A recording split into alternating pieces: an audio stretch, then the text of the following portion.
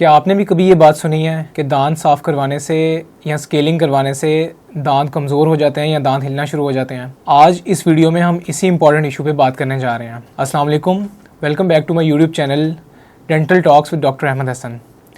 आज हम बहुत अहम इशू पे बात करने जा रहे हैं, जो कि ये है कि अक्सर लोगों से सुनने को मिलता है कि जब उनको बताया जाता है कि आपको के दांतों को सफाई की ज़रूरत है या स्केलिंग की ज़रूरत है, तो वो सहम जाते हैं और उनका पहला रिएक्शन ये होता है कि डॉक्टर साहब सफाई से तो दांत जो है वो कमज़ोर हो जाते हैं।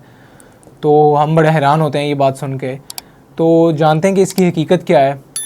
अच्छा, अब जो बेसिकली वजह, पहले तो ये जानने की ज़रूरत है कि दांतों में सफाई की ज़रूरत क्यों पेश आती है। अब जब हम खाना खाते हैं और वो सारा कुछ हमारे दांतों पे भी लगता है, ठीक है, वो एक पतरी सी जम जाती है हमारे दांतों के इर्द गिर्द, ख़ास तौर पे जहाँ पे हमारा सलाइवा या थूक इतनी नहीं आ रही होती, उस जगह पे हमारा प्लाक बिल्डअप होता है पहले वहाँ पे।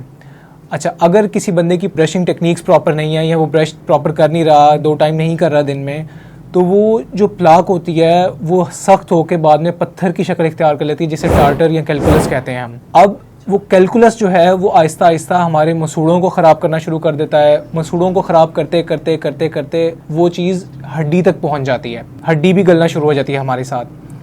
तो वो पहले हमारे मसूड़ों को नुकसान देता है, जो जिंजवाइटिस से चीज़ शुरू होती है मसूड़ों से, फिर वो पेरियोडोंटाइटिस में कन्वर्ट होती है, हमारी हड्डी को भी नुकसान पहुंचाना शुरू कर देती है। अब बेसिकली नुकसान वो चीज़ पहुंचा रही होती है हमारे दांतों को, लेकिन पेशेंट्स को ये चीज़ उस वक्त नहीं एहसास होता, क्योंकि जो टार्टर, कैलकुलस या जो पत्थर है वो एक आर्टिफिशियल सा ब्रिज बना के रखता है दांत के बीच में और मसूड़ों के बीच में, वो होल्ड करके रखता है उसे। वो फॉल्स सा एक ब्रिज होता है कि उसको उतारेंगे तो दांत फ़ौरन हिलना शुरू हो जाएंगे, लेकिन पेशेंट्स को इस चीज़ का एहसास नहीं होता।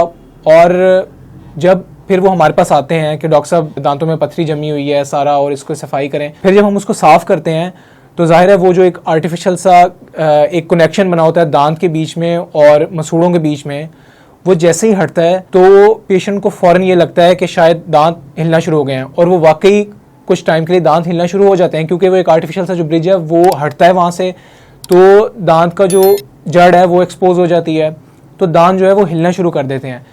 तो बेसिकली दांत स्केलिंग की वजह से नहीं हिल रहे थे, दांत हिले इस वजह से हैं कि वो जो टार्टर या कैलकुलस जमा होता है और उन्होंने एक आर्जी सा जो सपोर्ट प्रोवाइड की हुई थी वो हट गई है वहाँ से।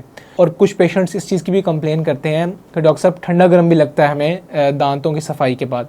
तो उसका भी यही हल है कि वो आर्जी तौर पे होता है, क्योंकि दांतों की जड़ें एक्सपोज हो जाती हैं जो पहले बाहर के इन्वायरमेंट से एक्सपोज नहीं होती, तो वो एक्सपोज हो जाती हैं, तो जिसकी वजह से वहाँ पे थोड़ा टाइम ठंडा गर्म लगता है। लेकिन उसके लिए हम माउथ वॉश प्रिस्क्राइब करते हैं और डीसेंसिटाइजिंग टूथपेस्ट आती हैं कुछ, वो प्रिस्क्राइब करते हैं, और उसके बाद जो है वो पेशेंट की ठंडा गर्म लगना भी ठीक हो जाता है और दांतों का हिलना भी ठीक हो जाता है।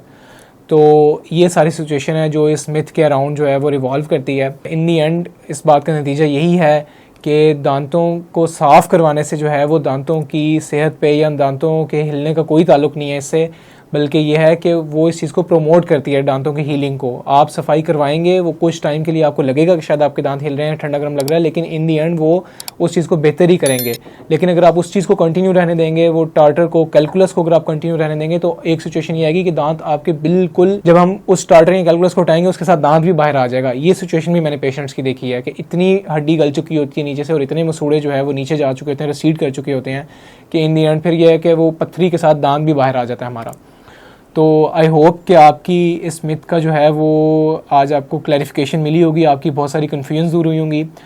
आई होप कि आपको इस वीडियो ने काफ़ी हेल्प की होगी। इसी तरह की मज़ीद इन्फॉर्मेटिव वीडियोस देखने के लिए मेरे चैनल को सब्सक्राइब करें। मिलते हैं नेक्स्ट इन्फॉर्मेटिव वीडियो में। अल्लाह हाफ़िज़।